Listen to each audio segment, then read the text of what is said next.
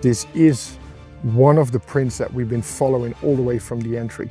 Fire's still hot, and this is like a position where they probably have been seated. These guys know what they're doing, they're tactically aware, and they are quite sharp.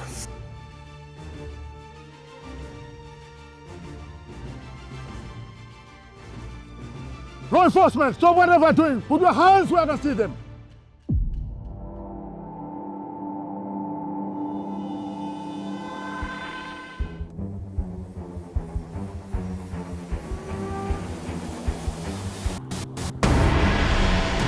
Okay, we're in the LP. We have secured the place. Helicopter is coming in. K9 team is here.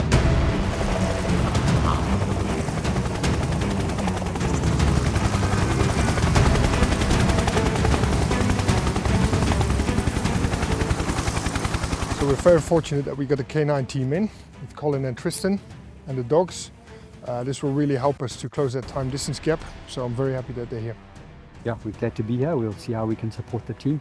You're going to observe that now with a K9 you have a potential of a momentum increase, and the reason being is because you have a situation where the tracks have potentially turned fresher. The important thing to realize is that we're still going to work together in a team. Generally the K9 takes over the tracking role and the team takes over the security role with regards to observation and the management role with regards to decision making on the tracks.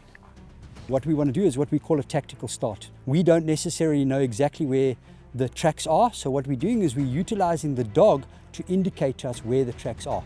It's also a very good start because it's what we call a positive start, because we then can see whether the dog actively wants to track or not, and in so doing, as the dog is moving along, you'll see what we call a head snap. So a head snap is where the dog is moving along and suddenly changes direction with regards to its head and nose. You'll see a sudden direction change. That's telling us that the dog is now locked onto the track and it now wants to track. So we use that often as a start because it's a very positive start. I then indicate to the team that the dog has picked up tracks and we can now continue on the follow-up operation.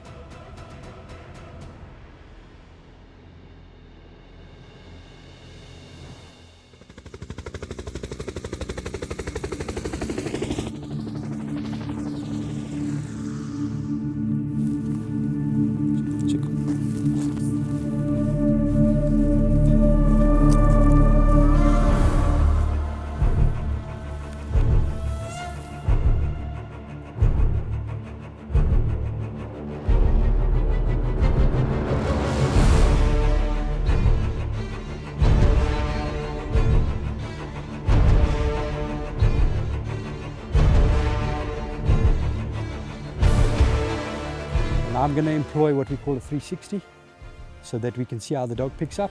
Okay, so the guys will take a secure position and the dog will be used now to employ a circular formation until the dog picks it up again. Okay.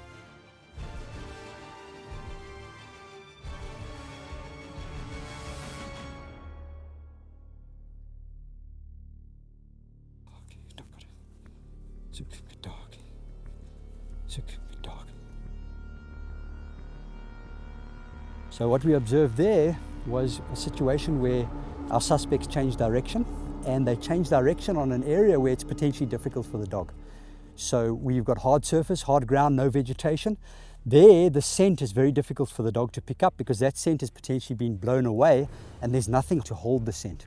So what we then do is we halt the team. It's a very small 360, so a circular motion. We halt the team takes up a secure position, maintaining security, and the handler with the dog moves in a circular motion, allowing the dog to pick up the tracks again.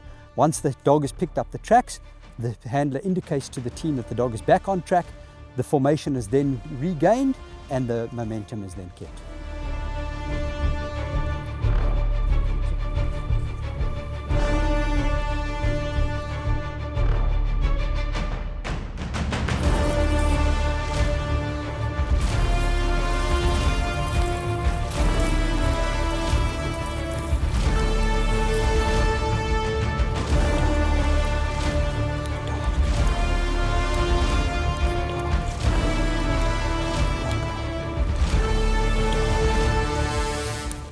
What we have here is what we call a proximity. The dog has just indicated to be very close to the suspects. If you observe the dog's nose is up, it's smelling head up. and you look at the whining, it's telling us that we're now getting very close.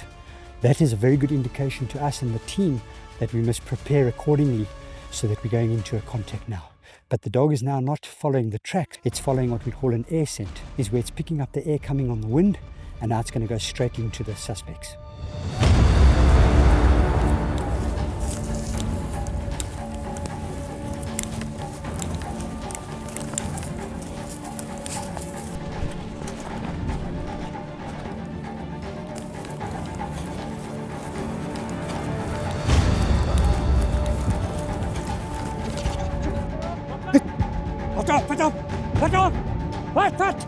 Put! Lay down! Team, come in, lay down!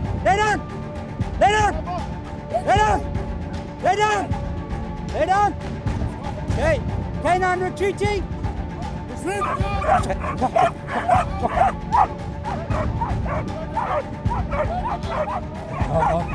Good dog.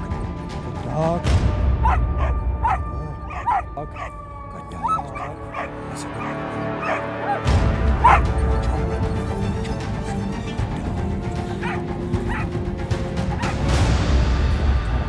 That's a good dog, 𝗙𝗪𝗙. Good dog, man. Good work, 𝗙𝗪. Good work. So what you saw there was the proximity worked well. The team was able to then be alert and to move into position. So the dogs are taught to be aggressive, to bark like that, but obviously they're online so we can control them. And that suppresses the suspect. That makes the suspect think twice about whether he wants to run or not. What then happens is those dogs are put into position that if the suspect does want to run, we can act accordingly, but we're still in a suppression mode. We're still busy giving the suspect the idea that he must not move at all. What then happens is our security, our flanks move into position. As soon as they move into position and they indicate that they've got our cover, then what we can do is we can retreat with the dogs. We actually allow them to bark like that until the suspect is arrested effectively, and it also has a little bit of a exhilaration, sort of let go of energy for the dogs. So that works well. Overall, very good arrest and all worked well.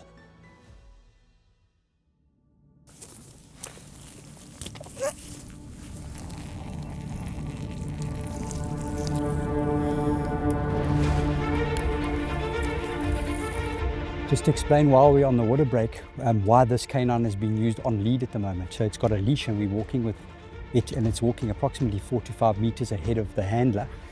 The reason why we use a leash like this is we generally will use it in the beginning of the track because we want to settle the K9 onto the track. The K9 must lock onto that track because we don't know how long this track is going to be. It could be 500 meters, but it could be 20 kilometers. So we want to use this opportunity right now so that the K9 can actually get that scent locked into its scent picture so that it can maintain this tracking for a long period of time. The other thing about it is generally with an older track, and we're not too sure how old this track is right now, we want to be able to allocate that the K9 is going to be as accurate as possible. Now, having a K9 on leash generally means that there's more accuracy with regards to that trackability of the dog. It also puts the team into a nice situation that we can get into a rhythm of being able to track with the K9. As the tracks get fresher, if we find that the suspects, the poachers ahead of us have suddenly been seen, or we realize that the track has suddenly got fresh, what we call hot, then we might make the decision to then take the K9 off lead and work on a system what we call independent tracking, so ITD. Dogs will actually track off lead ahead of the tracking team.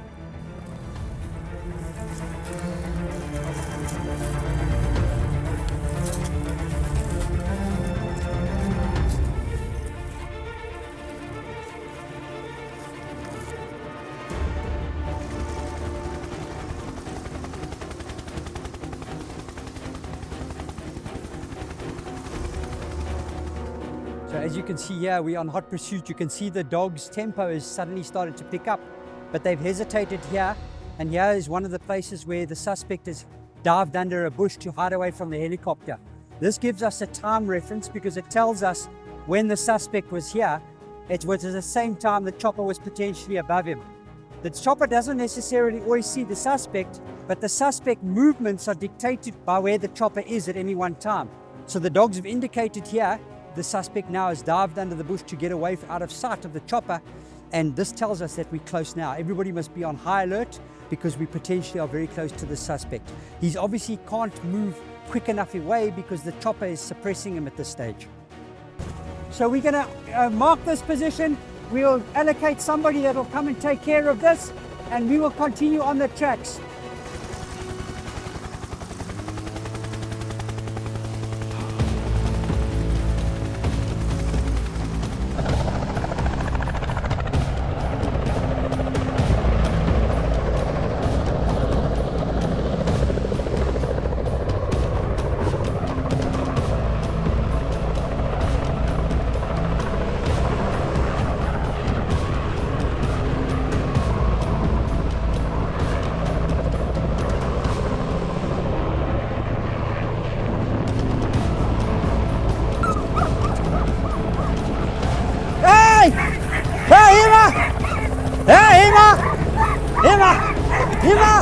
Get in position.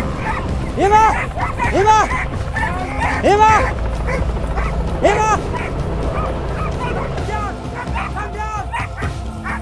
Good dog. Come down.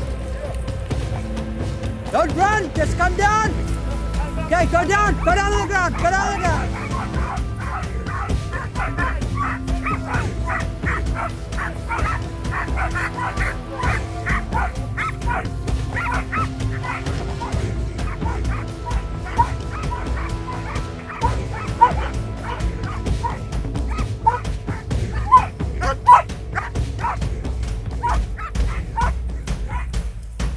That's it.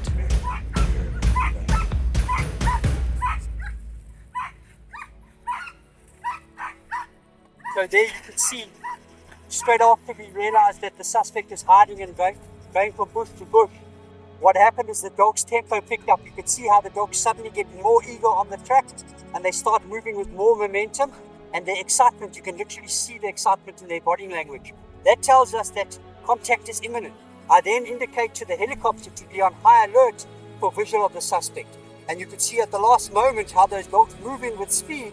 They're taught to do that so that they can suppress the suspect immediately. So in this case, the suspect had decided to climb into a tree, and the dogs decided that it would vocal barking was more intimidating and better like that. So we didn't have to use any other form of aggression, and that the backup, the flanks could come in and make the arrest. So we managed to arrest all 3 suspects without firing a shot.